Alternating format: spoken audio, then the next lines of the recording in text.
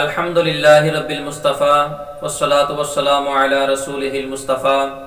اما بعد فاعوذ باللہ من الشیطان الرجیم بسم اللہ الرحمن الرحیم۔ ناظرین، آج کی ہماری گفتگو رکشہ ٹیکسی کے اوپر زکوٰۃ کے حوالے سے ہے، یعنی وہ تمام گاڑیاں کہ جن کو تجارت کے لیے نہیں خریدا گیا، بلکہ ان گاڑیوں کو خریدنے کا جو مقصد ہے وہ یہ ہے کہ ان گاڑیوں کو چلا کر یا جو ہے وہ کرائے کے اوپر دے کر ان سے پیسے وصول کرنا ہے، کرایہ وصول کرنا ہے،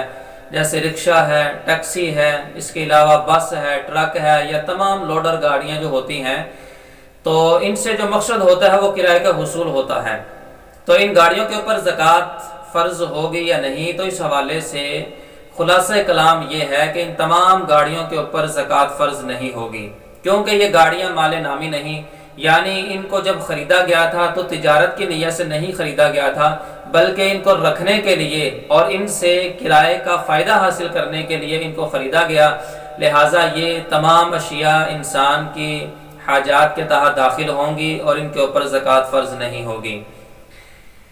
اور اس مسئلے کے اندر اس بات کی بھی صراحت کر دوں کہ اصل گاڑی کی جو قیمت ہے اس کے اوپر زکوٰۃ فرض نہیں ہوگی، باقی اس گاڑی کے ذریعے سے جو کرایہ حاصل ہو رہا ہے اس کرائے کے حوالے سے جو ہے وہ یہ بات ذہن نشین کر لیں کہ اگر اس کرائے کی رقم نصاب کو پہنچتی ہے اور بقیہ بھی زکوٰۃ کے تمام شرائط پائی جاتی ہیں، تو ایسی صورت کے اندر اس مالیت کے اوپر یا اس رقم کے اوپر شرعی حوالے سے زکوٰۃ فرض ہوگی۔ اللہ تعالی ہم سب کو علم نافع عطا فرمائے، شریعت مطہرہ کے مطابق زندگی گزارنے کی توفیق عطا فرمائے، آمین بجاہ النبی الامین۔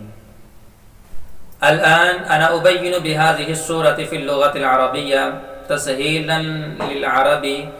هل تجب الزكاة على السيارات تكون للكراية ولا تكون للتجارة، فالعلماء صرح به لا تجب الزكاة عليه لأنها ليست من مال نام، والأشياء والسيارات تكون من مال نام تجب الزكاة عليه وإلا فلا تجب الزكاة عليه، وهذه الأشياء يريد بها حصول الكراية ولا يريد بها التجارة، ولهذا هذه الأشياء تدخل من حاجته الأصلية ولا تدخل من مال نام، فالشرع لا تجب الزكاة على الأشياء تكون من حاجته الأصلية،